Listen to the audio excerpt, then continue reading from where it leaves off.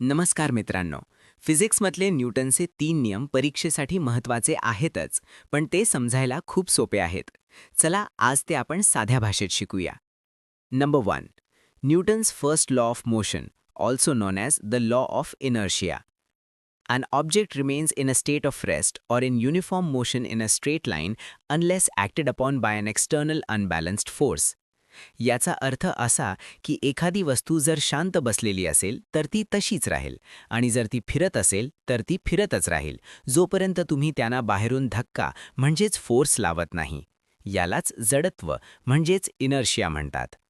उदाहरणार्थ मैदानावर शांत पडलेला फुटबॉल जोपर्यंत तुम्ही लात मारत नाही तोपर्यंत स्वतःहून हलणार नाही.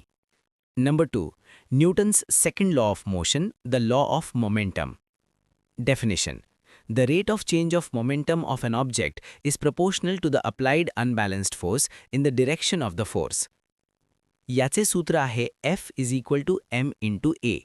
Force is equal to mass into acceleration. दुसरा नियम सांगतो की वस्तूवर लावलेला जोर हा त्या वस्तूचे वजन आणि तिचा वेग किती वाढतो यावर अवलंबून असतो. सोप्या भाषेत सांगायचं तर सायकल ढकलण्यापेक्षा जड ट्रक ढकलायला जास्त ताकद लागते, कारण ट्रकचे मास जास्त आहे.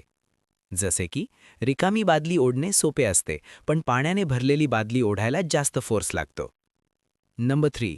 Newton's third law of motion, action and reaction. Definition. To every action there is always an equal and opposite reaction. हा नियम आपल्या सर्वांच्या आवडीचा आहे. प्रत्येक क्रियेला तेवढीच आणि विरुद्ध प्रतिक्रिया मिळते. तुम्ही जेवढ्या जोरात भिंतीवर बॉल माराल तेवढ्याच जोरात तो तुमच्याकडे परत येईल. उदाहरणार्थ, रॉकेट जेव्हा अवकाशात जाते तेव्हा ते धूर खालच्या दिशेने सोडते, ही झाली ॲक्शन, आणि त्यामुळे रॉकेट वरच्या दिशेने ढकलले जाते, ही झाली reaction. Master your basics to score high in HSC boards. तर हे होते न्यूटनचे 3 सोपे नियम. परीक्षेसाठी हार्दिक शुभेच्छा.